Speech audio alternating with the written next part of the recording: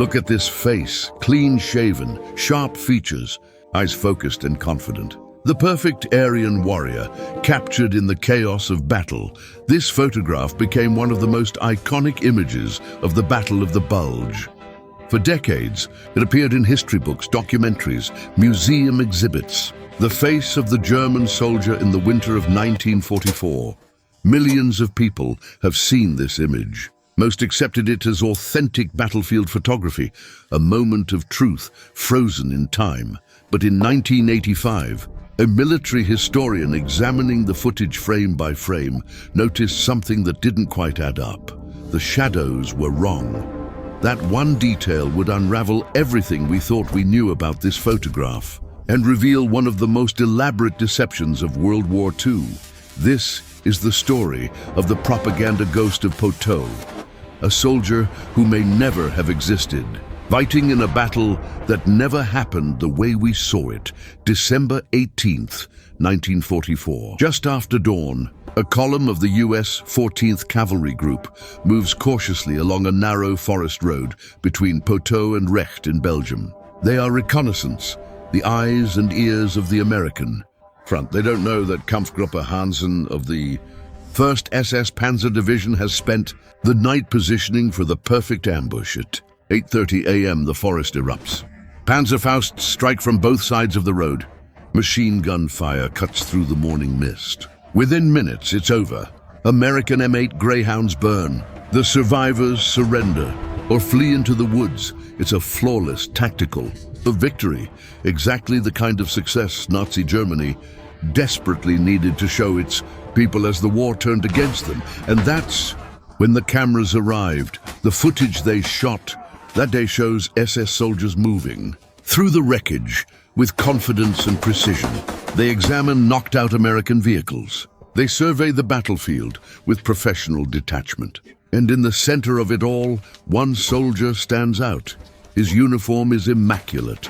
His face is calm, almost serene. He kneels beside a burning vehicle, examining the damage. He advances through smoke with his weapon at the ready. From every angle, he is the embodiment of German military excellence. This soldier appeared in dozens of frames, always perfectly positioned, always perfectly lit. His image was reproduced in newspapers, shown in cinemas, distributed to boost morale across a crumbling Reich. For 60 years, no one questioned it. Then researchers began looking closer, those shadows that first caught attention in 1985. They indicated the footage was shot hours after the actual battle, when the sun had moved to a completely different position in the sky. Then they noticed the uniforms. Every German soldier in the footage was remarkably clean. No mud splatter from the forest floor. No soot from the burning vehicles they'd supposedly just destroyed. They looked like they'd stepped out of a parade ground. Inspection. The American vehicles were burning, but the fires were strangely controlled, contained, as if they'd been carefully relit for dramatic effect. And then came the discovery that changed everything. In one sequence, the iconic soldier, our perfect Aryan warrior, advances toward a knocked-out American half-track. Dramatic, heroic, exactly what you'd want in a piece of battlefield documentation. But look at this frame, and this one, and this one, the same soldier, the same pose, the same advance, shot from 3 completely different angles, with 3 different camera positions. This wasn't a camera crew documenting a battle. This was a film production with multiple cameras, carefully choreographed movements, and a director calling the shots. The Battle of Poteau footage wasn't documentation at all. It was a reconstruction, a staged performance filmed hours after the real fighting had ended, with cleaned-up soldiers, carefully positioned cameras, and a script designed to show exactly what Nazi Germany wanted its people to see. But the question remained, if this was staged, who was the man they chose to be the star? To understand why Nazi propaganda needed to create this fiction, you need to understand what they were hiding. The real Battle of Poteau was nothing like the clean, professional operation shown in the footage.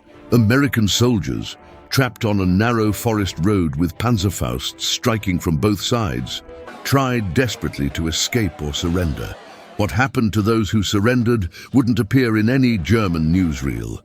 Just 2 days before Poteau, at a crossroads near Malmedy, SS troops from the very same 1st SS Panzer Division had machine-gunned 84 American prisoners of war in an open field. The men were unarmed, hands raised, and they were cut down methodically and left to freeze in their own blood.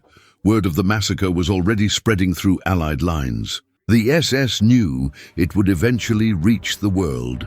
The propaganda team that arrived at Poteau after the battle faced an impossible task. They needed to show German strength and tactical brilliance. The victory was real after all. But they couldn't show the brutality that had accompanied it. They couldn't show what the 1st SS Panzer Division had actually become.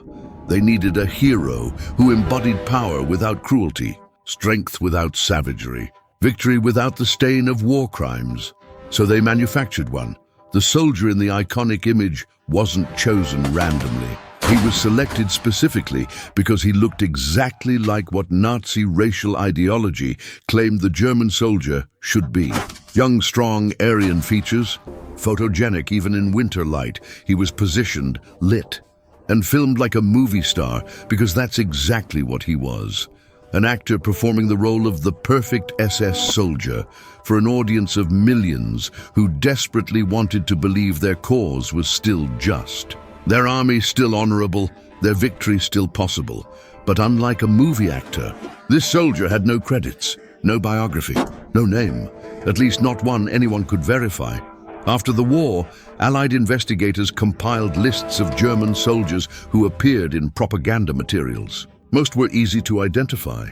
Unit rosters, prisoner records, post-war interviews, the paper trail existed. But the soldier from Poteau, the face seen by millions, had no record. For 30 years, he remained anonymous. The ghost in the machine.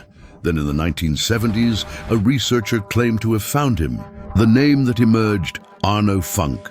According to this account, Funk had been a real SS soldier at Poteau, was later selected for the propaganda filming, and was killed in action during the final chaotic weeks of the war.